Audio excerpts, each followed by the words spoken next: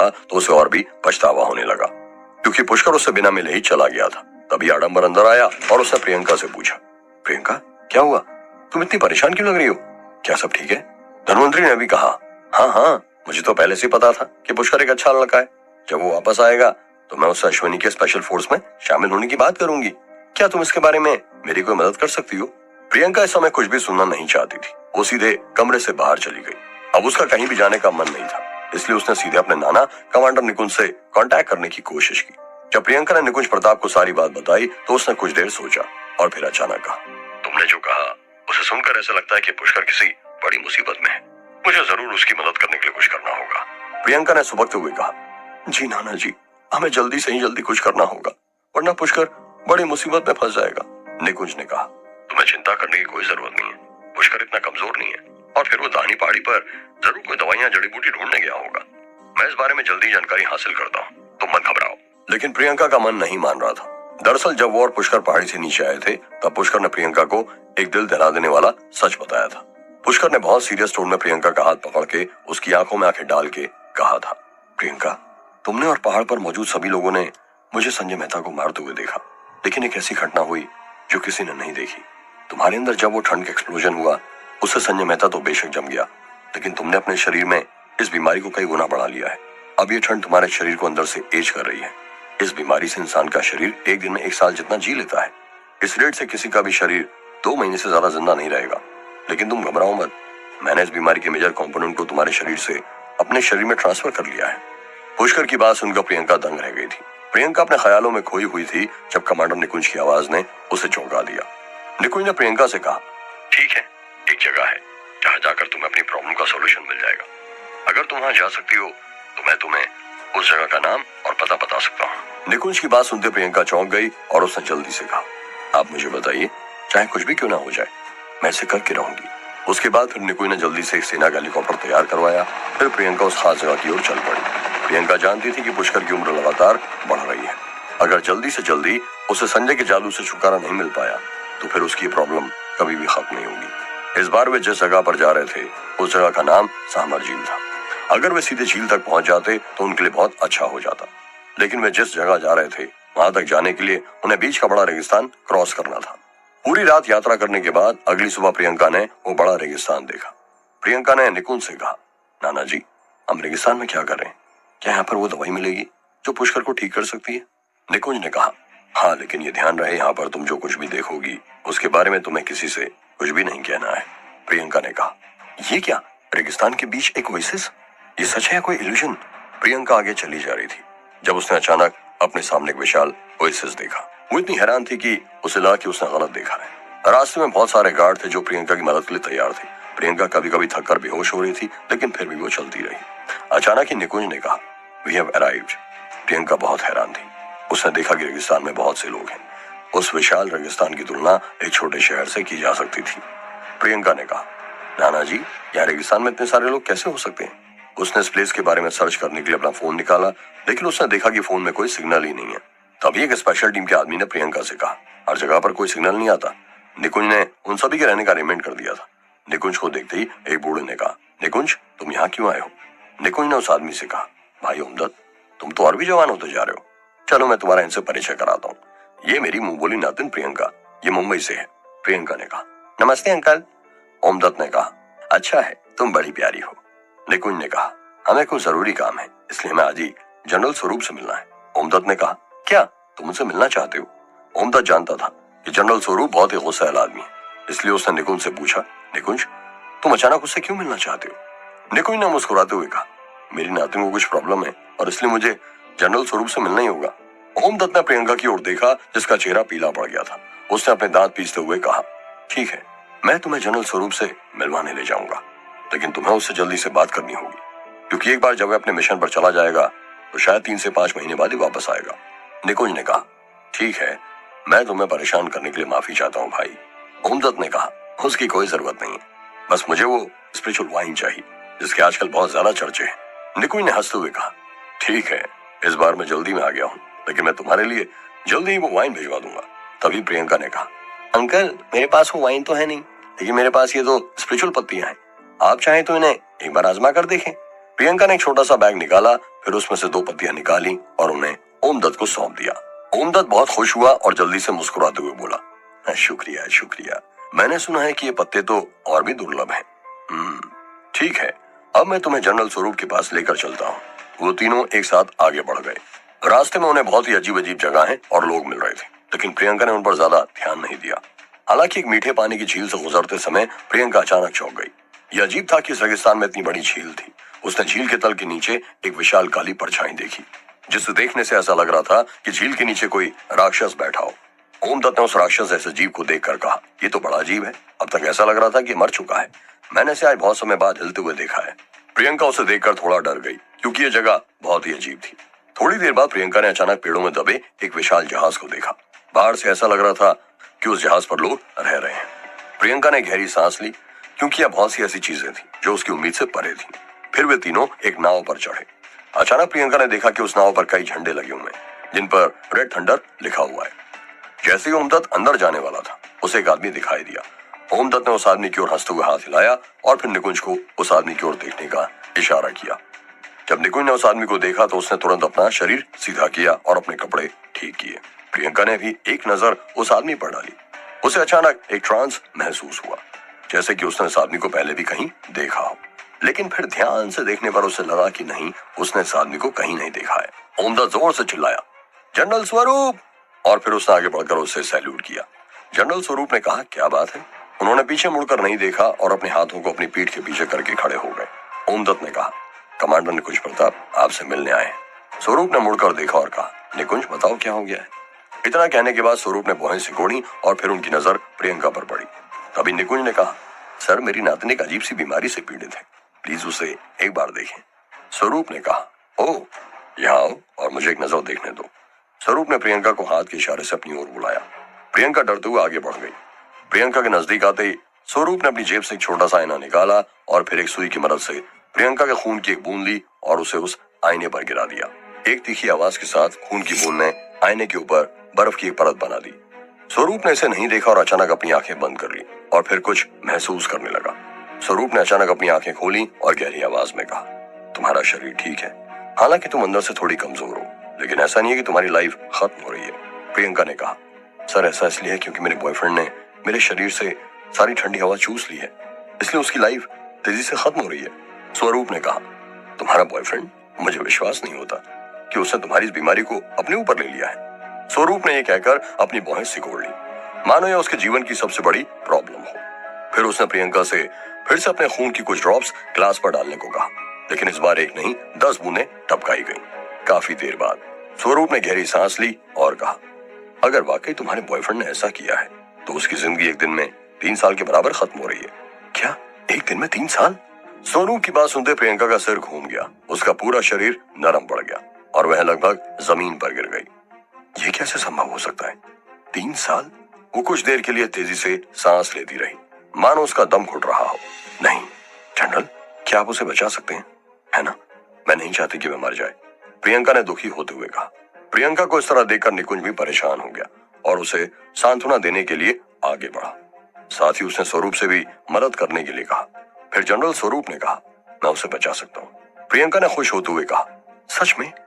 अगर आप उसे बचाओगे तो मैं आपसे वादा करती हूँ कि मैं आपके लिए कुछ भी कर सकती हूँ।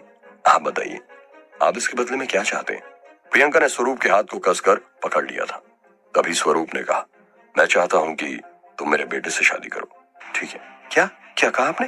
ये सुनकर प्रियंका घबराकर पीछे हट गई और फिर उसने डरते हुए स्वरूप को देखा और अपना सिर हिलाने लगी।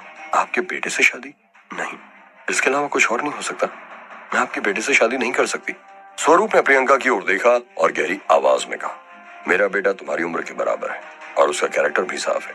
मुझे विश्वास है कि वह जीवन भर तुम्हारे साथ अच्छा व्यवहार करेगा। अगर तुम इसके लिए तैयार नहीं हो तो फिर तुम जा सकती हो। प्रियंका सन्न रह गई थी। अब उसे समझ ही नहीं आ रहा था कि उसे क्या करना चाहिए। स्वरूप ने आगे कहा, लड़की तुम इसके बारे में सोच सकती हो। अगर तुम 100 दिन भी इसके बारे में सोचो तो भी कोई बात नहीं। मेरा बेटा तो इंतजार कर सकता है, लेकिन तुम्हारे बॉयफ्रेंड के लिए एक दिन 3 साल के बराबर है, इसलिए उसके बारे में सोचो। मैं दावे के साथ कह देता हूँ कि मेरे अलावा कोई और तुम्हारी मदद नहीं कर सकता। अगर तुम्हें यकीन नहीं है तो कुछ महीने और खोजती रहो, मुझे और कुछ नहीं चाहिए। बस तुम्हें मेरे बेटे से शादी करनी होगी। क्या तुम तैयार हो? क्या सचमुच प्रियंका स्वरूप के बेटे से शादी करेगी? क्या होगा जब पुष्कर को इस बात का पता चलेगा? क्या ये ठंड की बीमारी पुष्कर और प्रियंका को जुदा कर देगी? क्या पुष्कर ठीक हो जाएगा? जानने के लिए सुनते रहिए। प्रियंका ने अपनी मुट्ठी भींच ली, उसके आंसू बह रहे थे। उसने फिर से स्वरूप की ओर देखा और गहरी आवाज में कहा, क्या सचमुच आप उसकी लंबी उम्र की कमी को दूर करने में मदद कर सकते हो? क्या सचमुच उसके ऊपर से उस बीमारी का खात्मा हो सकता है? स्वरूप ने गहरी आवाज में कहा, हाँ, मेरे पास कुछ ऐसा है जिसे लेने के बाद तुम्हारी सारी परेशानियां खत्म हो सकती हैं। ठीक है, मैं तैयार हूँ, आप उसे तुरंत बचा लो। प्रियंका ने निराशा में अपनी आंखें बंद कर ली। वो पुष्कर को बचाने के लिए मरने तक को तैयार थी। स्वरूप ने कहा, बहुत बढ़िया, ठीक है, अब से तुम यहीं रहोगी। जब मैं अपने बेटे को यहाँ बुलाऊंगा तो तुम्हारी शादी उससे हो जाएगी। स्वरूप जोर से हंसा और फिर अपने कैबिन में चला गया। प्रियंका भी ये देखना चाहती थी कि अंदर क्या है। जब स्वरूप ने एक बोतल खोली तो उसने देखा कि एक ट्रांसपेरेंट कांच की बोतल थी जिसके अंदर एक छोटा सा पौधा लगा हुआ था। ये पौधा अपने पत्तों को फैला और सिकोड़ सकता था। भले ही प्रियंका को इसके बारे में ना पता हो, लेकिन जब उसने उस पौधे को देखा तो वह चौंक गई। उसे इस पौधे के अंदर एक अजीब सी ऑरा महसूस हुई। वो उसे वहीं पर तोड़कर खा जाना चाहती थी। प्रियंका ने स्वरूप के हाथ से वो बोतल ली और फिर उसे निकुंज को देते हुए कहा, नाना जी। निकुंज ने कहा, चिंता मत करो, मैं पुष्कर तक पहुंचा दूंगा।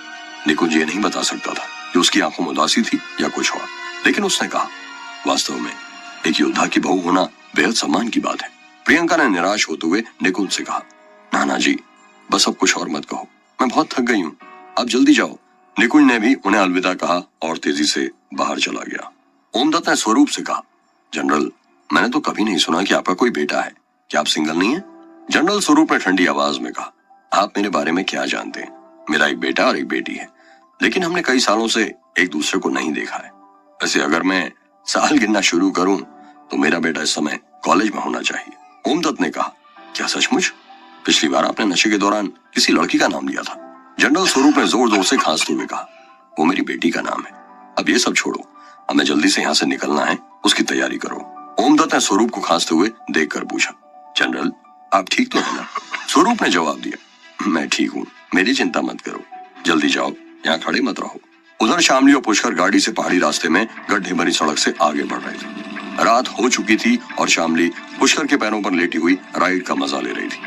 रात के 11 बजे गाड़ी ऐसी जगह पर पहुंच गई जहां से आगे केवल पैदल ही जाया जा सकता था। पुष्कर ने कहा, तुरंत गाड़ी से उतरकर डिक्की में से झिंगुर को निकालो, अब आएगा रास्ता वही बताएगा। हालांकि इस समय तक पुष्कर को प्रियंका की ठंड की बीमारी का असर महसूस होने लगा था। उसे बोलने में परेशानी हो रही थी। वो महसूस कर रहा था कि उसकी उम्र बढ़ रही है। पुष्कर की बात सुनकर लालू ने गाड़ी से उतरकर डिक्की खोली और बोला, चल बेटा, बाहर आ जा, अब तेरा काम शुरू हो गया। झिंगुर, जो कि लगभग बेहोशी की हालत में था, किसी तरह बाहर निकला। पुष्कर ने अपनी गोद में लेटी हुई शामली को देखते हुए सोचा। इस वक्त शामली इतना मासूम लग रही थी कि कोई उम्मीद भी नहीं कर सकता ये पूरी डार्कनेस को कंट्रोल करती है। पुष्कर ने शामली से कहा, मेरी मदद करने के लिए तुम्हारा शुक्रिया। ये बात सुनकर शामली को अपने दिल में एक हलचल सी महसूस हुई और उसने पुष्कर की ओर देखते हुए कहा, मैंने तो मदद कर दी, लेकिन तुम्हारा पैर तो पत्थर की तरह है, बिल्कुल भी नींद नहीं आई, अगली बार से तकिया लेकर आना होगा। पुष्कर धीमे से मुस्कुराया और गाड़ी से निकल आया। पुष्कर ने देखा कि लालू झिंगुर को थप्पड़ मारते हुए चिल्ला रहा था, तू बताएगा या नहीं बताएगा? जल्दी बोल, तू रास्ता बताएगा कि नहीं? कई सारे थप्पड़ खाने के बाद आखिरकार झिंगुर ने गुस्से से चिल्लाते हुए कहा, अबे मोटे, मुझे गाड़ी से निकालती तुम थप्पड़ क्यों मार रहे हो? अगर कुछ पूछना है तो चुपचाप पूछो, अगर मैं नहीं बताऊं तो तुम मुझे मार सकते हो। लालू ने कंफ्यूज होते हुए कहा, अच्छा, क्या मैंने तुम्हें मारने से पहले सवाल नहीं पूछा था? सॉरी भाई, चलो अब तो बता दो कि धानी का रसायन लैब कहाँ है? झिंगुर ने जवाब दिया, यही रोड पर सीधे चलते जाओ, आखिर में तुम्हें कुछ सीढ़ियां दिखेंगी। सीढ़ियों को चढ़ने के बाद एक मंदिर आएगा, मंदिर के बाद 3 पहाड़ियों पर चढ़कर एक नदी आएगी, फिर नदी पार करने के बाद तुम्हें कुछ और सीढ़ियां दिखेंगी। उन सीढ़ियों को चढ़ने के बाद वहां पहुंच पाओगी। तभी लालू बीच में गुस्से से चिल्लाते हुए बोला, डैम इट, तू हमें कितनी सीढ़ियां चढ़वाएगा? तू सच सच बोलेगा या नहीं? ये कहते लालू ने दोबारा झिंगुर को थप्पड़ मारने शुरू कर दिए। पुष्कर को भी लगा कि झिंगुर सच नहीं बोल रहा है, इसलिए उसने लालू को रोका नहीं। तभी उसके फोन पर उसकी बहन का कॉल आया। पुष्कर ने फोन उठाया तो सामने से आवाज आई, पुष्कर पुष्कर। पुष्कर मुस्कुराते हुए बोला, प्राची, तुम इस वक्त मुझे फोन क्यों कर रही हो? तुम्हें तो इस वक्त तक सो जाना चाहिए था। प्राची ने घबराते हुए जवाब दिया, अरे बेवकूफ, कोई जरूरी काम होगा इसलिए तो फोन किया है। जल्दी न्यू ईयर आने वाला है, इस साल का तुम्हारा क्या प्लान है? पुष्कर ने हैरान होते हुए कहा, प्लान करने को क्या है, जैसे हर साल होता है वैसे इस साल भी नया साल होगा। प्राची ने जवाब दिया। अच्छा, तो तुम हमेशा की तरह से ये न्यू ईयर भी बर्बाद करना चाहते हो? देखो, दादाजी चाहते हैं कि न्यू ईयर सेलिब्रेट करने के लिए वो वापस गाँव जाएं, लेकिन मम्मी मना कर रही हैं और सोनिया भी यही है। डिनर के बाद मम्मी का मूड भी अच्छा नहीं था। शायद उन्हें पापा की याद आ रही थी, क्योंकि उनकी वेडिंग एनिवर्सरी भी न्यू ईयर पर ही आती है ना। पुष्कर ने गहरी सांस छोड़ते हुए कहा, पता नहीं पापा कहाँ होंगे, वो इस वक्त जिंदा है भी या नहीं। अचानक ही प्राची ने दोबारा कहा, वैसे पुष्कर, मम्मी ने आज रात थोड़ी सी वाइन पी ली है। मैंने जाकर उनसे पापा के बारे में कुछ सवाल पूछे तो उन्होंने कहा कि पापा को नाना जी के कुछ आदमियों ने अरेस्ट कर लिया था। तुम एक बार इस बारे में पता लगाओ ना। पुष्कर ने कहा, नाना जी के आदमी? पुष्कर को अचानक याद आया, जब मैं छोटा था तब मम्मी हमेशा यही कहती थी कि नाना जी की फैमिली आग में जलकर मर गई थी। पुष्कर ने सीरियस होते हुए कहा, क्या तुम श्योर हो? प्राची ने जवाब दिया, हाँ, उन्होंने नशे में ये बात खुद ही मुझे बताई है। वो बार बार नाना जी से किसी चीज को गार्ड करने के लिए बोल रही थी। शायद ये 10 साल से भी ज्यादा पुरानी बात होगी। तुम्हें क्या लगता है पापा भी जिंदा होंगे? कुछ भी करके जल्दी से पापा के बारे में पता लगाओ। पुष्कर ने जवाब दिया, हाँ ठीक है, लेकिन इतना मुझे पता है कि पापा जेल में तो नहीं है। अगर ऐसा होता तो चाचा चाची जरूर इस बारे में जिक्र करते। तुम टेंशन मत लो, एक बार मैं वापस आ जाऊंगा तो इस बारे में बात करेंगे। वैसे भी मैंने अपने लोगों को पापा की इन्वेस्टिगेशन करने के लिए बोल रखा है। तभी प्राची ने कहा, शायद मम्मी आ रही है, चलो मैं तुमसे बाद में बात करती हूँ, बाय बाय। फोन काटती पुष्कर ने सामने देखा तो उसने नोटिस किया कि लालू अभी भी झिंगुर को पीट रहा है। पुष्कर आगे बढ़ा और अचानक रुक गया। उसके दिल की धड़कन बढ़ रही थी और उसे सांस लेने में भी तकलीफ हो रही थी। किसी तरह पुष्कर आगे बढ़ा और बोला, देखो झिंगुर, मेरे पास तुम्हारे ऊपर बर्बाद करने के लिए वक्त नहीं है। मैं तुम्हें एक ही चांस दूंगा, नहीं तो तुम्हें मरना होगा। पुष्कर ने अपना हाथ आगे बढ़ाया और झिंगुर की गर्दन पर रख दिया। अचानक झिंगुर की टांगें कांपने लगी। फिर वो बोला, ठीक है, मैं मरना नहीं चाहता। वैसे भी मैं बचपन से ही विदेश में पढ़ा हूँ, मुझे धानी से कोई खास लगाव नहीं है। चलो मैं तुम्हें वहां ले चलता हूँ। लालू ने झिंगुर की गर्दन दबाते हुए कहा, क्यों बे, अभी तक तुझे सच बोलने में मिर्गी पड़ रही थी? इसके बाद चारों लोग आगे बढ़ने लगे, लेकिन झिंगुर बड़ी मुश्किल से अपने पैरों पर चल पा रहा था। घने जंगल से गुजरने के बाद झिंगुर पुष्कर और उसके साथियों को एक बड़ी सी घाटी में ले गया, जहाँ पर एक दरवाजा बना हुआ था। लालू ने चारों तरफ फैले हुए कोहरे को देख कर कहा, क्या यही धानी का हेडक्वार्टर है? श्यामली ने धीमी आवाज में कहा, मैंने सुना है कि धानी ने चोरों से बचने के लिए खास जाल बिछाए हुए हैं। झिंगुर ने पुष्कर से कहा, माना कि तुम डार्क लिस्ट के लीडर हो और स्पेशल फोर्सेस के चीफ इंस्ट्रक्टर हो, लेकिन तुम्हें हमारी धानी गुट को अंडर एस्टिमेट नहीं करना चाहिए। अगर हमारे धानी गुट के प्रेसिडेंट वहां मौजूद होते तो तुम कुछ भी नहीं कर पाते। पुष्कर ने जवाब दिया, फिर तो मैं तुम्हारे प्रेसिडेंट से मिलना चाहूंगा, लेकिन तुम ये गलतफहमी मत रखना कि मैं तुम्हारे धानी गुट में घूमने के लिए आया हूँ। मैं यहाँ अपना हिसाब किताब चुकता करने आया हूँ। ये कहते हुए पुष्कर ने एक मंत्र पढ़ा और अपना हाथ जमीन पर रख दिया। अचानक ही चारों तरफ ही धुंध हट गई और तेज रोशनी आने लगी। दूसरी ओर धानी सोसाइटी के सभी बड़े बड़े लोग पिछले दिन की दोपहर से ही आपस में बहस करने लगे थे। एक पक्ष सोनभद्र का था और दूसरा कावेरी का। सोनभद्र जोर से चिल्ला रहा था, मैं साफ देख रहा हूँ कि तुम बिल्कुल डरी हुई हो। कावेरी, तुम हमारी प्रिंसेस मानी जाती हो, लेकिन तुम में इतनी हिम्मत नहीं है कि जाकर अपना बदला ले सको। हमारी धानी के इतने सारे लोग मारे गए, क्या इसकी कोई गिनती भी है? हमें जल्द से जल्द पुष्कर श्रीवास्तव को मारना ही होगा। जब से सोनभद्र वापस आया था तब से वो बदले की बात कर रहा था। सोनभद्र बोला, मैं अकेले उस पुष्कर को नहीं मार सकता, लेकिन अगर हम सब लोग मिल जाएं तो 80-90% चांस है कि हम उसे जान से मार डालेंगे। तभी कावेरी ने चाय का कप उठाया और सोनभद्र के पैरों पर पटकते हुए चिल्लाकर बोली, तुम बूढ़े हो चुके हो, मैंने तुम्हारी बहुत बकवास सुन ली। यहाँ से निकलने से पहले पापा ने तुमसे साफ साफ कहा था कि वहां जाकर कोई झगड़ा मत करना। तुमने अपने घमंड के चक्कर में पुष्कर श्रीवास्तव से पंगा ले लिया है, और अब जब तुम्हें पुष्कर ने पीट कर भगा दिया है तो तुम दुम दबाकर यहाँ दौड़े चले आए, और अब हम लोगों को भी मरवाना चाहते हो। अगर पुष्कर को मारना इतना आसान होता तो तुम कब के उसे मार चुके होते।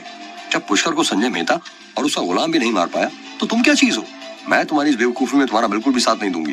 तभी धानी के वाइस प्रेसिडेंट ने बीच बचाव करते हुए कहा, आप दोनों तुरंत नीचे बैठ जाइए, आपस में झगड़ा करके कोई फायदा नहीं है। तभी एक मोटी सी औरत ने कहा, वाइस प्रेसिडेंट सही कह रहे हैं, हमें पुष्कर श्रीवास्तव के बारे में डिस्कस करना है, आपस में झगड़ा करके कोई फायदा नहीं है। पिछले कई दशकों से धानी को किसी ने भी किसी कंपटीशन में नहीं हराया था, लेकिन पहली बार पुष्कर के आने की वजह से सारा मामला बदल चुका है। वाइस प्रेसिडेंट ने कहा, हर कोई यहाँ पर पुष्कर श्रीवास्तव से बदला लेना चाहता है, लेकिन वो डार्क लिस्ट का लीडर भी है और स्पेशल फोर्सेस का चीफ इंस्ट्रक्टर भी। बड़ी बात यह है कि उसकी नेटवर्थ भी धानी से कम नहीं है। मुझे लगता है कि उसकी नेटवर्थ हमारे धानी फार्मा के बराबर ही होगी।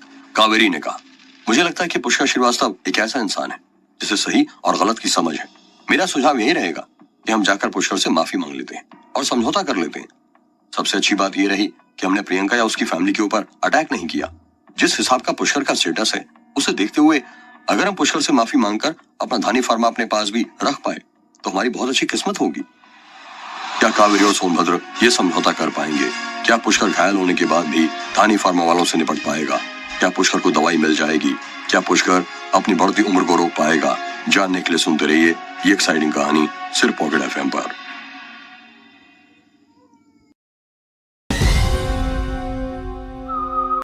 कुछ बोल रही है, मुझे भी वही ठीक लग रहा है। कल की लड़ाई से जिंदा बचकर आया कोई शिष्य है जो यहाँ पर मौजूद हो। मैं जानता हूँ कि कई लोग बहुत बुरी तरह घायल हो गए थे, जिनमें से कई लोगों की तो हम जान भी नहीं बचा पाए। देखो, हमारे रसायन लैब का उद्देश्य यही है कि हम इस दुनिया की बीमारियों, दुखों और कष्टों को ठीक कर सकें।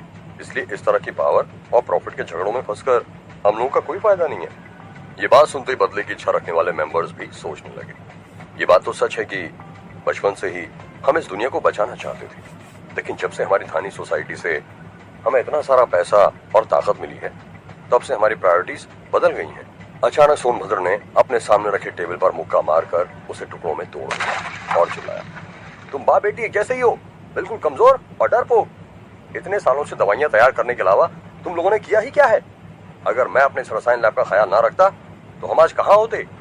अगर मेरी पहचान और कॉन्टैक्ट्स ना होते तो क्या तुम इस देश में इतना नाम और पैसा कमा पाते?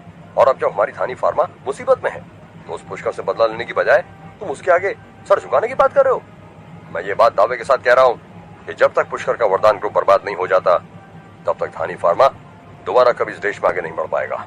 अचानक से बदले की आग जो थोड़ी बहुत बुझ चुकी थी फिर से भड़क उठी। सोनभद्र ने गुस्से से चिल्लाते हुए कहा, अगर तुम सब लोगों में से कोई मुझसे एग्री नहीं भी करता होगा तो भी उसे मेरा साथ देना चाहिए।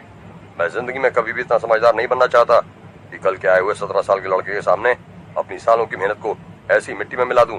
हमारा धानी फार्मा इतना कमजोर नहीं है कि उस कल के पैदा हुए पुष्कर को मार ना सके। वैसे भी मैंने एक फुल प्रूफ प्लान तैयार कर लिया है। अगर पुष्कर चुपचाप हमसे माफी मांग लेगा तो बहुत अच्छा है, नहीं तो सोनभद्र अपनी बात पूरी भी नहीं कर पाया था कि तभी अचानक घाटी में एक जोरदार आवाज गूंज गई। दरअसल ये पुष्कर के मंत्रों की आवाज, जिस वजह से पूरी घाटी की धुन साफ हो गई और एक वाइब्रेशन चारों तरफ गूंज गई। धानी फार्मा के लीडर्स आपस में फुसफुसाने लगे। क्या हुआ? हे भगवान, अचानक हमारी खास तौर पर फैलाई गई धुन साफ कैसे हो गई? अचानक ही तेज हवा का झोंका कहां से आ गया? हॉल में बैठे हुए धानी फार्मा के एल्डर्स घबराहट के मारे कांपने लगे। सोनभद्र, जो कि उस आवाज को पहचान गया था, गुस्से से दांत पीसते हुए बोला, मेरे धानी फार्मा के सभी भाइयों, हमारा दुश्मन आ चुका है। मेरे साथ चलो और उसे अभी के अभी खत्म करने में मेरी मदद करो।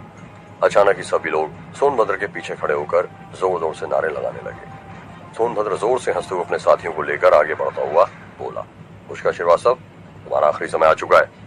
घाटी के एंट्रेंस के बाहर पुष्कर ने जमीन पर से अपना हाथ उठाया और घाटी की तरफ देखने लगा।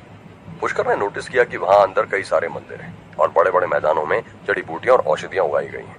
साथ ही एक बड़ी सी राजा की मूर्ति थी जो पहाड़ी जितनी ऊंची थी और उस पर 9 अलग अलग मटके लगे हुए थे। तभी तेजी से कूदते सोनभद्र और उसके साथ आए लोग चिल्लाते हुए बोले, किसकी हिम्मत है जो हमारी धानी वैली में आकर शोर मचा रहा है? देखते ही देखते कई सारे ताकतवर योद्धा पुष्कर के सामने आकर खड़े हो गए।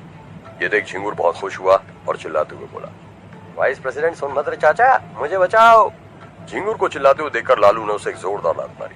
पुष्कर ने सीधे सोनभद्र की आंखों में देखा और कहा, सोनभद्र, तुम तो टूर्नामेंट से बहुत जल्दी भाग गए थे। ये कहते हुए पुष्कर धीरे धीरे आगे बढ़ने लगा। सोनभद्र ने जवाब दिया, पुष्कर श्रीवास्तव, अब अगर तुम यहाँ मरने के लिए आ ही गए हो तो इस बार मैं तुम्हारे शरीर के टुकड़े टुकड़े करके कई सारी दवाइयां तैयार करूंगा। तभी सोनभद्र ने देखा कि उसके चारों तरफ उसके शिष्यों की भीड़ बढ़ती जा रही है, इसलिए वो चिल्लाते हुए बोला, ए मेरे सभी शिष्यों, पुष्कर श्रीवास्तव टूर्नामेंट में बहुत बुरी तरह घायल हो गया था। हम सब लोग मिलकर उसे आज यहीं जान से मार डालेंगे। सोनभद्र के शिष्य भी जोश में आ गए और पुष्कर को मारने की धमकियां देने लगे। ये सब देखकर शामली मुस्कुराने लगी और बोली, लगता है कि तुम सब धानी फार्मा वाले हमारे डाकले के खिलाफ लड़ने की सोच रहे हो। ठीक है, सोनभद्र गुस्से से चिल्लाया, शामली, अपनी ताकत का गलत इस्तेमाल मत कर। एक बार मैं पुष्कर और तुझे यहीं मार डालूं, उसके बाद डाकलिस्ट का एक नया लीडर बनेगा जो मेरे कदमों का गुलाम होगा। शामली ने कहा, तुम सभी लोग ध्यान से सुनो, हमें केवल ये सोनभद्र चाहिए। अगर तुम लोग मरना नहीं चाहते तो चुपचाप घुटनों पर आकर माफी मांग लो। सोनभद्र ने गुस्से से आदेश दिया, मेरे शिष्यों, जो कोई भी हमारे थानी फार्मा के खिलाफ खड़ा होने की हिम्मत कर रहा है उसे मार डालो। अगले ही पल सोनभद्र के शिष्य गुस्से से चिल्लाते हुए पुष्कर पर हमला करने के लिए आगे दौड़ पड़े और बोले, चलो अब कंपटीशन होगा कि पहले पुष्कर का गला कौन काटता है। पुष्कर धीरे धीरे आगे बढ़ते हुए बोला, इस घमंड की कीमत तुम सबको चुकानी होगी। अचानक से पुष्कर ने अपनी सर्प रूपी तलवार निकाल ली और एक ही हमले में कई सैकड़ों शिष्यों को 2 टुकड़ों में काट डाला, जिसकी वजह से पीछे से दौड़कर आ रहे शिष्य जोर से चिल्लाने लगे। पुष्कर के सिर पर तो खून सवार था। ऐसा खौफनाक नजारा देखकर सोनभद्र चिल्लाया, पुष्कर श्रीवास्तव, तुम्हारी हिम्मत कैसे हुई हमारे घर में आकर हमें मारने की। पुष्कर गुस्से से धाड़ते हुए आगे बढ़ा और एक एक करके सभी लोगों को काटने लगा। तभी पीछे से आ रहे लालू ने कहा, हे भगवान, बॉस तो इस वक्त साक्षात मृत्यु के देवता लग रहे हैं। पुष्कर भीड़ में अपनी सर्प रूपी तलवार लेकर इस तरह आगे बढ़ता जा रहा था जैसे कोई चाकू मक्खन को काटते हुए आगे बढ़ रहा है। पुष्कर जोर से चिल्लाया, धानी फार्मा के प्रेसिडेंट, जल्दी मेरे सामने आओ। तभी पुष्कर को एक लड़की की आवाज सुनाई दी, रुको पुष्कर रुको, सब अपनी जगह पर रुक जाओ। अचानक ही सबकी नजर उस आवाज की तरफ गई तो उन्होंने नोटिस किया कि कावेरी तेजी से दौड़ते हुए आगे आ रही है। अगले ही पल सोनभद्र चिल्लाया, मेरे ऑर्डर के खिलाफ कोई नहीं जा सकता, सब मिलकर पुष्कर को जान से मार डालो। इतना सुनने के बाद फिर से दोबारा सभी शिष्य पुष्कर के ऊपर हमला करने लगे। ये घटना देखने के बाद पुष्कर ने मुस्कुराते हुए कहा, लगता है कि तुम केवल नाम की ही प्रिंसेस हो। पुष्कर ये कहते हुए हवा में कूदा और अपने दुश्मनों के बीच में जाकर उसने अपनी तलवार जमीन में गाड़ दी। अचानक ही धरती में एक अजीब सी कंपन होने लगी। कावेरी ने धरती को हिलते हुए देखा और कहा, जल्दी से सब लोग पीछे आ जाओ। अचानक जमीन में 50 मीटर की रेडियस के अंदर कई सारे जहरीले सांप बाहर निकले और उन सांपों ने एक एक करके सभी शिष्यों को काट डाला। चारों तरफ खून की नदियां बहने लगी और हर कोई मदद के लिए चिल्लाने लगा। अब केवल कुछ ही लोग बचे।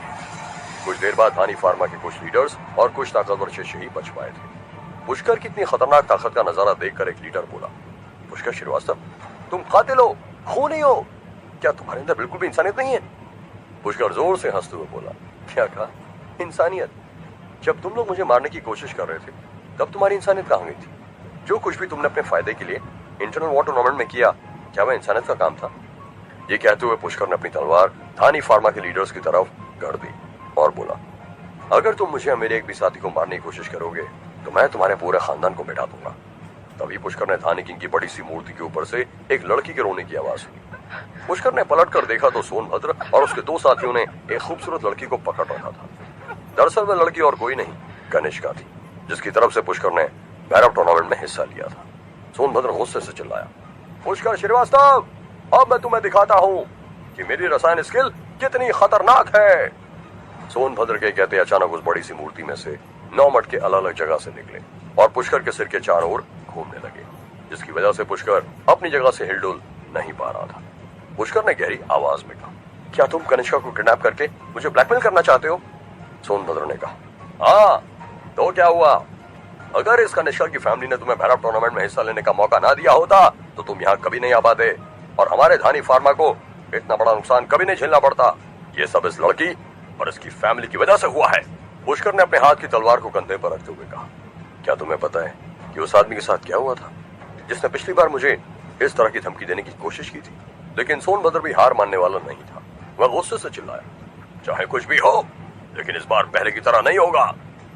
पुष्कर ने कहा, लगता है तुमने मेरी ताकत को नहीं पहचाना। ये कहते पुष्कर हवा में कूदा और उसने 9 में से 2 मटकों को अपनी तलवार से मारकर दूर कर फोड़ दिया। लेकिन अगले ही पल कनिष्का जोर से चिल्लाई और उसके शरीर पर 2 जगह काले रंग के बड़े बड़े निशान उभर आए और वह खून की उल्टियां करने लगी। सोनभद्र जोर जोर से हंसने लगा और पुष्कर को वह काले निशान दिखाने लगा। पुष्कर ने गुस्से से कहा, तुमने मटकों को कनिष्का के शरीर से जोड़ दिया है, एक जिंदा इंसान के साथ तुम ऐसा कैसे कर सकते हो? ये नजारा देखकर कावेरी भी चौंक गई और बोली, सोनभद्र, तुम इंसान नहीं, एक जानवर हो, तुम्हें एक रसायन गुरु कहलाने का भी अधिकार नहीं, तुम राक्षस हो, राक्षस।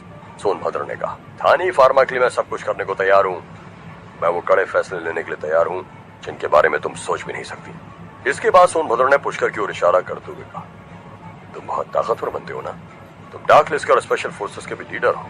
चलो अब आओ और हमारे राजा की मूर्ति के आगे घुटने टेक लो और मुझे अपना गुरु मान लो, और अगर तुमने ज्यादा हिम्मत दिखाई तो मैं इस लड़की को अभी मार डालूंगा। अचानक पूरी घटना में सन्नाटा छा गया। पुष्कर ने कहा, मुझे नहीं लगता कि तुम्हारा ये राजा मेरी शक्ति को झेल पाएगा। सोनभद्र चिल्लाया, जो कहा जा रहा है चुपचाप वही करो। पुष्कर ने जवाब दिया, ठीक है, जैसी तुम्हारी मर्जी। पीछे से लालू चिल्लाया, बॉस नहीं, तुम्हें इनके आगे झुकने की कोई जरूरत नहीं है। शामली भी सोच रही थी, क्या ये लड़की पुष्कर के लिए सचमुच इतनी इंपॉर्टेंट है कि वह अपना सम्मान दांव पर लगा देगा? कावेरी भी ये नजारा देखकर शॉक थी और सोच रही थी, अगर पुष्कर इस वक्त झुक गया तो उसकी सारी इज्जत खाक में मिल जाएगी। उसके बाद कभी भी कोई भी उसकी रिस्पेक्ट नहीं करेगा। सोनभद्र जोर से पागलों की तरह हंस रहा था। पुष्कर ने अपना हाथ आगे बढ़ाकर अपनी तलवार जमीन में डाल दी और आंखें बंद करके एक मंत्र पढ़ा। अचानक आसमान में बादल छाने लगे और तेज हवाएं चलने लगी। तभी प्रेसिडेंट चंद्रमोहन बाहर आकर बोलने लगे, ये सब क्या हो रहा है? वहां घाटी में मौजूद हर इंसान के दिल में खौफ जाग रहा था और उनका दिल कह रहा था कि जैसे उनके साथ बहुत कुछ बुरा होने वाला है। सोनभद्र ने इन सब बातों पर ध्यान नहीं दिया और चिल्लाते हुए, ये सब छोटी मोटी चालाकी से मुझ पर कोई असर नहीं पड़ेगा। जल्दी घुटने टेक कर माफी मांगो।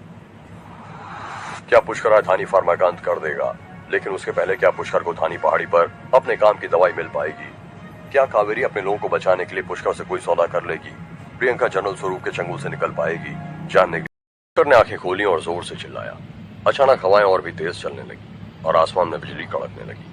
पूरी घाटी में चारों ओर भूत प्रेत पागलों की तरह नाचने लगे। देखते ही देखते बादलों में से कड़कती हुई बिजली जाकर सीधे धानी फार्मा के राजा की मूर्ति के ऊपर गिरी और उस बड़ी सी मूर्ति के ऊपर लगा हुआ मुकुट एक झटके में टुकड़े टुकड़े हो गया। एक पल के सन्नाटे के बाद अचानक पूरी मूर्ति धराशायी हो गई। पहाड़ी जितनी ऊंची इस मूर्ति के टुकड़े टुकड़े हो गए और चारों ओर मिट्टी, पत्थर और धूल उड़ने लगी। सोनभद्र दर्द के मारे जोर से चिल्लाया और घुटनों के बल गिर पड़ा।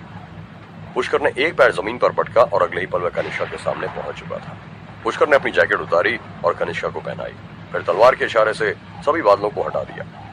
घाटी में मौजूद सभी लोग इस वक्त डर के मारे टूटकर बिखरी हुई मूर्ति को देख रहे थे और चिल्ला रहे थे, हे भगवान, हमारे राजा की मूर्ति टूटकर बिखर गई। आखिर ये पुष्कर श्रीवास्तव है क्या चीज? सोनभद्र खून की उल्टियां करता हुआ जमीन पर गिर पड़ा। उसने जिंदगी में पहली बार इस तरह की कोई ताकत देखी थी। वह कांपते हुए बोल रहा था, इम्पॉसिबल, इम्पॉसिबल। हमारे पूर्वज, हमारे राजा जो सबसे ज्यादा ताकतवर थे, उनकी मूर्ति कैसे टूट सकती है? पुष्कर, तुम आखिर हो कौन? पुष्कर ने हवा में तैर रहे उन मटकों को अपने हाथ से जमीन पर खींच लिया। उनके अंदर कई तरह के अलग अलग एसिड्स उबल रहे थे। पुष्कर ने सोनभद्र को उठाया और कहा, तुम बहुत बड़े रसायन गुरु हो ना, जाओ तुम भी केमिकल्स का हिस्सा बन जाओ। ये कहते ही पुष्कर ने सोनभद्र को एक बड़े से मटके के अंदर डाल दिया। मटके के अंदर जाते ही सोनभद्र तड़पने लगा और देखते ही देखते उसका पूरा शरीर जल गया।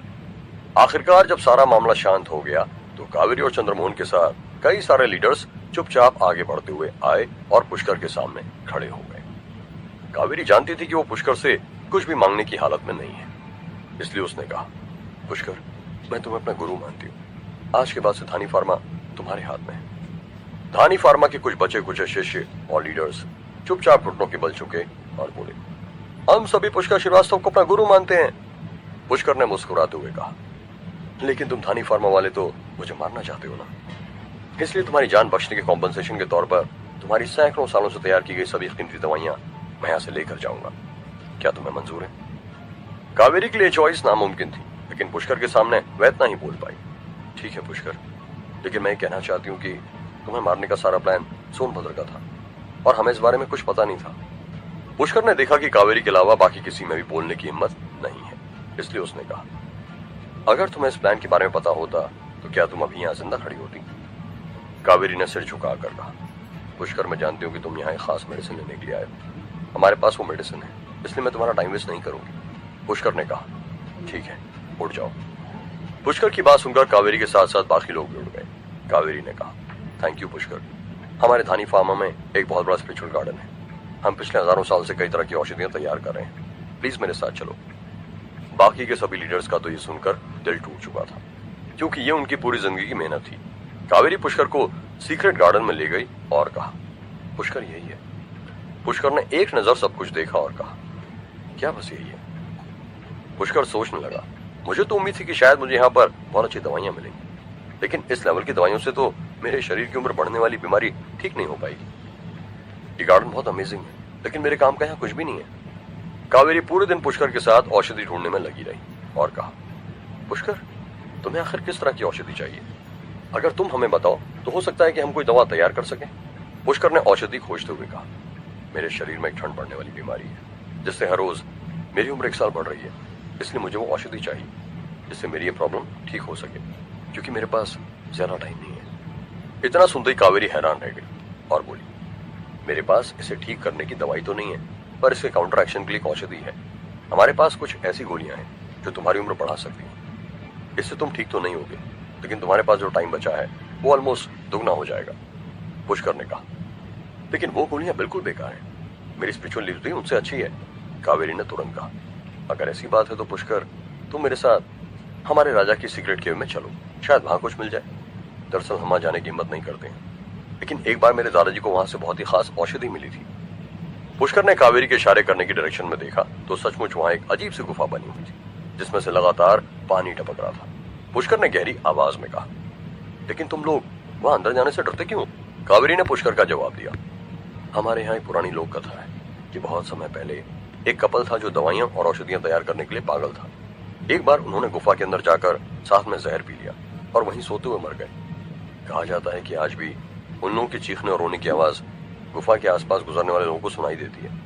भले ही कावेरी धानीगुट की प्रिंसेस थी, लेकिन फिर भी उसे इस तरह की चीजों से काफी डर लगता था। पुष्कर कावेरी को लेकर गुफा के पास गया और कहा, तुम भी मेरे साथ अंदर चलो। कावेरी ने घबराते हुए कहा, नहीं नहीं, मैं अंदर नहीं जाऊंगी। पुष्कर ने कड़क आवाज में कहा, चुपचाप अंदर चलो। ये कहते हुए पुष्कर ने कावेरी को गुफा के अंदर धक्का दे दिया। कावेरी घबराते हुए आगे बढ़ी, उसकी आंखों में आंसू आ गए थे। फिर कावेरी ने कहा, बचपन में एक बार मैं यहाँ आसपास खेल रही थी और मुझे अंदर से रोने की आवाज आई। तब से मुझे रात को बुरे सपने आने लगे थे, इसलिए मैं आगे नहीं चलना चाहती। पुष्कर नहीं चाहता था कि कावेरी गुफा के बाहर खड़ी होकर उसके खिलाफ कोई चाल चले, इसलिए वो उसे साथ लेकर जा रहा था। कावेरी की बुरी हालत देखकर पुष्कर आगे आगे चलने लगा। कावेरी भी डर के मारे कांपते हुए पुष्कर के साथ पीछे पीछे चलने लगी। जब पुष्कर गुफा की गहराइयों में पहुंचा तो वहां बिल्कुल अंधेरा था। बस कहीं कहीं पर खास तौर पर डिजाइन की हुई मंदिर की रोशनी आ रही थी, जो पुष्कर के लिए काफी थी। गुफा के अंदर जाने के बाद पुष्कर ने देखा कि वहां एक बहुत बड़ी चौड़ी जगह है, जहां पर कई सारे कॉफिन्स दीवारों से लटक रहे थे। इस अरेंजमेंट को देखकर पुष्कर समझ गया था कि यह शायद उस तरह का अंतिम संस्कार था जो पुराने समय के लोग किया करते थे। पुष्कर गुफा में आगे बढ़ा, लेकिन तभी अचानक छत से एक स्केलेटन नीचे लटकता हुआ आ गया। कावेरी ने डर के मारे पुष्कर से चिपकते हुए कहा, पुष्कर, तुम अचानक क्यों रुक गए? और यहाँ पर इतने सारे कॉफिन्स क्यों हैं? अचानक ही कावेरी की नजरें कंकाल पर पड़ी और वो डर के मारे बड़बड़ाने लगी। पुष्कर ने कावेरी को अपने से दूर किया और कहा, तुम धानी के प्रिंसेस हो, ऐसी छोटी मोटी चीजों से कैसे डर सकती हो? कावेरी ने पुष्कर के सिल्वर कलर बाल पकड़ लिए और डर के मारे कहा, प्रिंसेस हूं तो क्या हुआ? मुझे भूतों से डर नहीं लगता क्या? पुष्कर ने जोर से कावेरी के हाथ से अपने बाल छुड़ाए और कहा, मेरे बाल छोड़ो। इस दुनिया में अगर भूत प्रेत है तो भगवान भी है। अगर तुम भोलेनाथ में विश्वास रखती हो तो फिर भूत प्रेत से क्या डरना? चलो आगे बढ़ो। ये कहते ही पुष्कर एक कॉफिन के ऊपर कूद गया और उसके ऊपर जमी हुई घास को एनालाइज करने लगा। पुष्कर ने सोचा, ये कोई स्पिरिचुअल घास नहीं है, बल्कि ये प्रेत आत्माओं की एनर्जी की वजह से उगी हुई घास है और ये किसी मामूली आदमी के मकबरे के ऊपर नहीं उगाई जा सकती। जरूर इस कॉफिन के अंदर बंद आदमी के शरीर में बहुत सारी तंत्र शक्तियां रही होंगी। पुष्कर ने कहा, ये काफी अच्छी औषधि हो सकती है, लेकिन अब ये तैयार नहीं है। तभी पुष्कर ने नोटिस किया कि सभी के सभी कॉफिन्स एक ही डायरेक्शन में पॉइंट कर रहे हैं, जहां पर एक बड़ा सा सफेद रंग का प्लेटफॉर्म बना हुआ था। पुष्कर ने उस प्लेटफॉर्म पर जाकर देखा कि वहां एक स्टार मैप बना हुआ है। कावेरी पुष्कर के पास गई और बोली, लगता है हमारे धानीगुट का कोई पुराना स्टार मैप है। हर एक स्टार के ऊपर एक दवाई रखी गई है। अगर कोई भी एक गोली खा ले तो वह अमर हो सकता है, लेकिन यहाँ पर तो बहुत सारी गोलियां मौजूद हैं। मुझे तो पता भी नहीं था कि हमारी रसायन क्लब में इस तरह की भी कोई चीज है। पुष्कर ने कावेरी को देखा और सोचने लगा, थोड़ी देर पहले तो बिल्कुल डरी हुई थी, कहीं जानबूझकर नाटक तो नहीं कर रही। पुष्कर ने कहा, ये तो तुम्हारे धानीगुट का एक मैकेनिज्म है। इन सभी गोलियों को खास तौर पर बैलेंस बनाकर रखा गया है। अगर तुम गलत गोली उठाकर रखोगी तो मैकेनिज्म एक्टिवेट हो जाएगा और मुझे पूरा यकीन है कि उसका रिजल्ट बिल्कुल भी अच्छा नहीं निकलेगा। पुष्कर ने कुछ सोचने के बाद एक गोली उठाई और अचानक वह गोली हवा में वेपोराइज हो गई। कावेरी ने हैरान होते हुए कहा, अरे ये तो हवा में गायब हो गई। पुष्कर ने कहा, चुप रहो, इन सभी गोलियों को सही ऑर्डर में उठाना जरूरी है, मुझे फोकस करने दो। इसके बाद पुष्कर बिजली की रफ्तार से एक एक करके उन गोलियों को उठाने लगा। कावेरी सोच रही थी, पुष्कर आखिर इतना ताकतवर क्यों है? इसे हर चीज के बारे में कैसे पता होता है? पुष्कर की उम्र भी बहुत कम है। काश मैं पुष्कर को अपना बना पाऊं। हे भगवान, मैं क्या सोच रही हूँ? दूसरी तरफ पुष्कर सारी गोलियां उठा चुका था और केवल एक आखिरी गोली बची हुई थी। जैसे ही पुष्कर ने उस गोली को उठाया, वह सफेद रंग का प्लेटफॉर्म बीच में से दो टुकड़ों में टूट गया। वो एक बड़ा सा बॉक्स था जिसमें एक बड़ी सी पेंटिंग थी। पेंटिंग में एक आदमी और औरत एक दूसरे से गले मिल रहे थे। पेंटिंग में उस आदमी के मुंह में एक सुनहरे रंग की गोली थी। जैसे वो लड़की के मुंह में डालने वाला था। बिना कपड़ों के उस आदमी और औरत की पेंटिंग को देखकर कावेरी शर्मा गई और उसने तुरंत अपना चेहरा घुमा लिया। पुष्कर ने गहरी सांस छोड़ते हुए कहा, तुम अगर उस लड़की को ये गोली भी दे दो तब भी उसकी जान नहीं बचा पाओगे। मुझे यकीन है मैं तुम्हारे प्यार को अमर कर दूंगा। ये कहते ही पेंटिंग में दवाई की गोली चमकने लगी। पुष्कर ने हाथ बढ़ाकर दवाई को निकाला और एक सुकून की सांस ली। पुष्कर उस दवाई को पाकर खुश था और पलटकर गुफा से बाहर जाने के लिए मुड़ा, लेकिन उसने देखा कि अचानक कावेरी अपने कपड़े उतार रही है। दरअसल उस पेंटिंग के अंदर कुछ जादुई शक्तियां थीं जिनकी वजह से कावेरी अब अपने होश में नहीं थी। पुष्कर ने देखा कि वह अपने आखिरी कपड़े भी उतारने वाली है, इसलिए पुष्कर ने कावेरी के माथे को उंगली से छू दिया, जिससे उसका ध्यान टूट गया। अगले पल कावेरी होश में आ गई और पूरी ताकत से चिल्लाने लगी, ओह नो, मेरे कपड़े, मैं क्या कर रही थी? ये सब कैसे हो सकता है? मैं ये सब कैसे कर सकती हूँ? पुष्कर, तुम मेरी तरफ मत देखो, दूसरी तरफ पलट जाओ। पुष्कर ने बाहर की ओर जाते हुए कहा, जल्दी अपने कपड़े पहन लो, हमें बाहर निकलना है। कावेरी ने जैसे तैसे अपने कपड़े पहनते हुए कहा, रुको रुको, मेरा वेट करो। जब पुष्कर और कावेरी बाहर निकले तो शामली पुष्कर का इंतजार कर रही थी। जब धानी फार्मा के लोगों ने देखा कि उनके प्रिंसेस के कपड़े बेतरतीब से बिखरे हुए हैं तो वे मन ही मन सोचने लगे कि ना जाने गुफा के अंदर कावेरी के साथ क्या हुआ होगा। शामली ने पुष्कर को आंख मारते हुए कहा, लगता है गुफा में कुछ हुआ है। पुष्कर ने शामली को इग्नोर किया, लेकिन इतने सारे लोगों की भीड़ को देखकर पुष्कर लालू को देखने लगा। लालू ने कहा, बॉस, स्पेशल टीम वाले लोग आए हैं, वो तुम्हें ढूंढ रहे हैं। पुष्कर के चेहरे पर एक अजीब सा लुक आया और उसने कहा, वो लोग मुझे ढूंढने क्यों आ गए? इसके बाद पुष्कर स्पेशल फोर्स से मिला। पुष्कर को उम्मीद नहीं थी कि सोनाली अपनी टीम लेकर वहां पहुंच जाएगी। घाटी की बुरी हालत देखकर सोनाली समझ चुकी थी कि पुष्कर ने वहां क्या किया होगा। सोनाली ने पुष्कर को देखते ही सैल्यूट करते हुए कहा, चीफ इंस्पेक्टर। पुष्कर ने कहा, क्या बात है सोनाली? सोनाली ने कहा, चीफ इंस्पेक्टर, कमांडर निकुंज ने मुझसे कहा है कि ये बॉक्स तुम्हें दे दूं। उन्होंने कहा है कि इस वक्त तुम्हें जो चाहिए वो इसी के अंदर है। पुष्कर के हाथ अब 2 गोलियां लग गई हैं, लेकिन कौन सी गोली करेगी उसकी परेशानी दूर। क्या उस प्रेमी जोड़े के अंतिम स्थान के साथ की गई छेड़खानी का कोई सबक मिलेगा पुष्कर को? और क्या कावेरी और धानी गुट पुष्कर को ऐसी जाने देंगे? जानने के लिए सुनते रहिए ये एक्साइटिंग कहानी। बॉक्स खोला और देखा कि कांच की बोतल के अंदर एक छोटा सा पौधा है। जैसे ही पुष्कर ने पौधा देखा उसका दिल खुशी के मारे उछल पड़ा। सोनाली ने पूछा, क्या इस बॉक्स में? पुष्कर ने कहा, ये तो एक बहुत ही खास औषधि का पौधा है। इसे पौराणिक कथाओं में संजीवनी के नाम से भी बुलाया गया है। ये पौधा किसी को अमर तो नहीं बनाता, लेकिन कुछ कमाल की क्वालिटीज हैं इसमें। अगर इस पौधे को सीधे खा लिया जाए तो हमारी उम्र 10-12 साल स्लो स्पीड से बढ़ेगी, और अगर इसे एक बार इस दवाई में रिफाइन कर लिया गया तो इसका असर डबल से भी ज्यादा हो जाएगा। पुष्कर सोचने लगा, लेकिन निकुंज के पास ये पौधा कहां से आया, वो भी इतने कम समय में, और वह खुद से मुझे पौधा क्यों भेजेगा? पुष्कर ने अपने इमोशंस को कंट्रोल करते हुए कहा, कमांडर निकुंज ने क्या कहा? सोनाली ने कांपती हुई आवाज में कहा, नहीं, कुछ खास नहीं कहा, बस इतना ही कहा था कि ये पौधा मुझे पर्सनली तुम्हें दे देना है ताकि तुम इसका कोई गलत मतलब न निकाल सको। पुष्कर ने सोनाली का हाथ पकड़कर गहरी आवाज में कहा, सच सच बोलो। सोनाली डर के मारे कांपते हुए सोचने लगी, मुझे कहा गया था कि पुष्कर को सब कुछ सच सच बताने में ही मेरी भलाई है, नहीं तो मैं जिंदगी भर उसे मुंह नहीं दिखा पाऊंगी। सोनाली ने कहा, मुझे जरा कुछ नहीं पता, शायद प्रियंका ने जाकर कमांडर निकुंज से ये पौधा लाने को कहा था।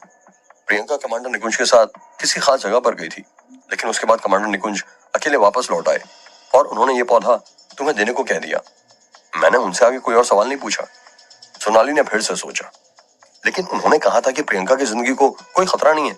पुष्कर ने गहरी आवाज में कहा, तुरंत मुंबई वापस चलो। पुष्कर जैसी घाटी से बाहर निकला उसने शामली को आंखों के इशारे से घाटी में रुकने को कहा। शामली ने सारी बात समझ ली। वो जानती थी कि उसे अभी भी धानी फार्मा से कॉम्पनसेशन के तौर पर कई सारी कीमती चीजें उठानी है। पुष्कर हेलीकॉप्टर में सोनाली के साथ मुंबई के लिए निकल गया। पुष्कर सोच रहा था, 25 दिन के अंदर मेरी 80 साल की उम्र गुजर जाएगी, लेकिन मैं इस पौधे को नहीं ले सकता। पता नहीं प्रियंका ने कौन सा सेक्रीफाइस करके ये पौधा हासिल किया है।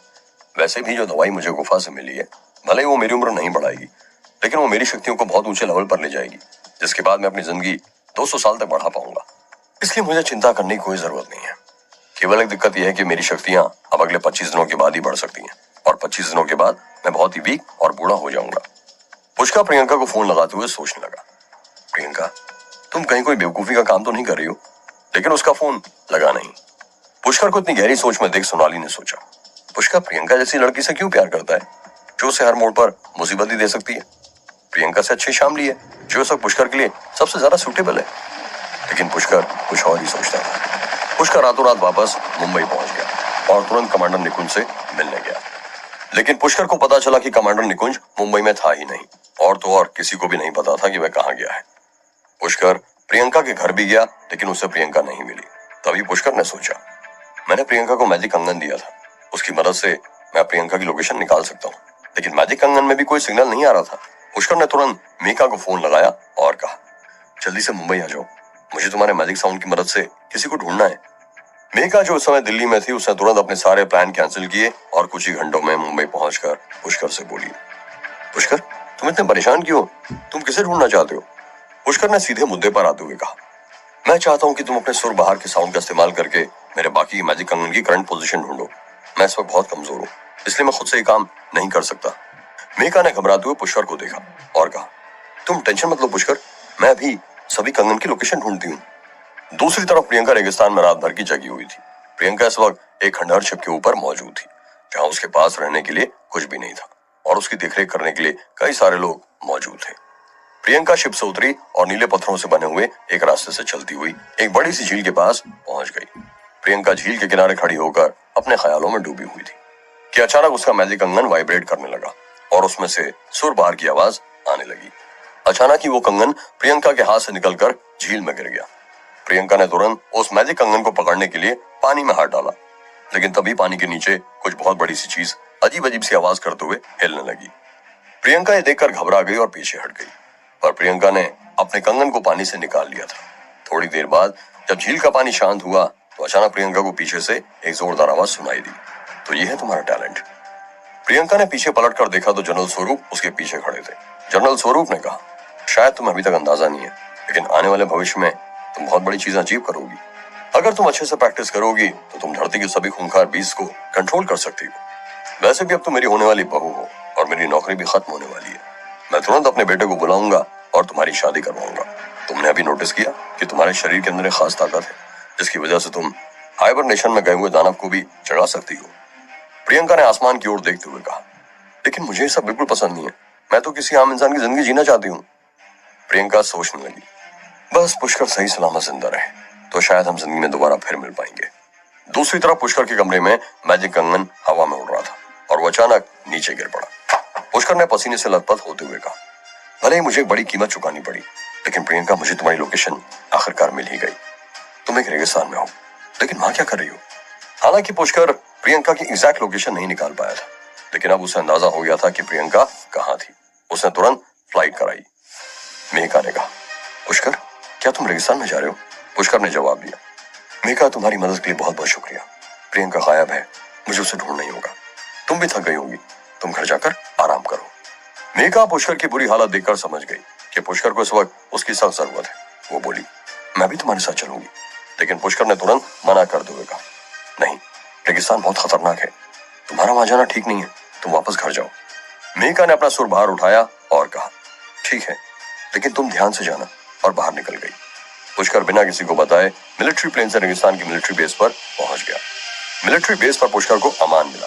उसने पुष्कर को अकेले जाते हुए देखकर कहा, क्या सचमुच आपको हमारी मदद की जरूरत नहीं है?